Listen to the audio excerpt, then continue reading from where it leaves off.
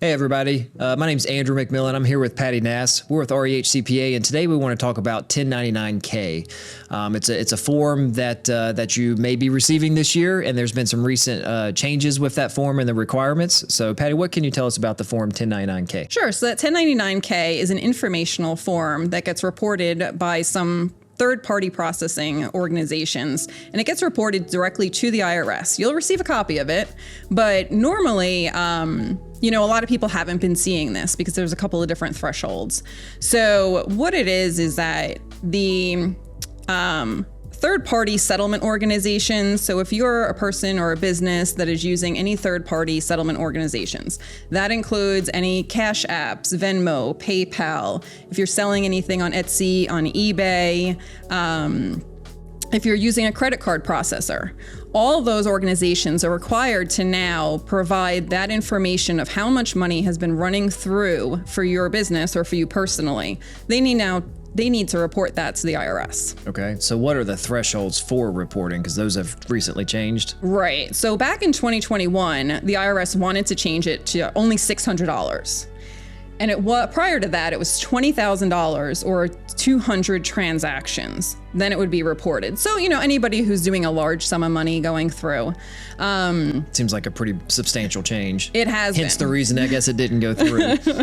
So what they've decided to do is slowly start trimming it down. So for 2023, again, it was $20,000 or 200 transactions. Now for 2024, which people will start getting in early 2025, if your 2024 transactions were more than $5,000, then you're going to get a 1099K reported to you. In 2025, right now, as long as nothing changes, it's going down to $2,500. And then in 26 and beyond, it's supposed to be as long as you hit $600 through one of those third-party settlement organizations, you're going to be getting a 1099K. So a pretty big change there. $20,000 was a pretty large threshold for a long time, but obviously with the use of all these cash apps, and it's definitely something that a lot of people use more and more these days. So it sounds like the IRS is really cracking down on this.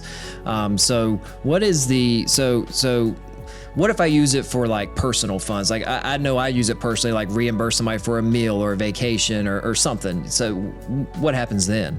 Right. So most of the time, if you're using things like Venmo or PayPal, you can choose a friends and family so that you do it.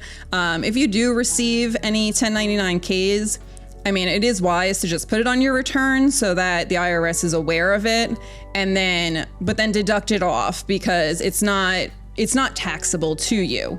Or if you are concerned that you're not sure if it's taxable or not, then you're definitely going to want to consult a tax accountant regarding that.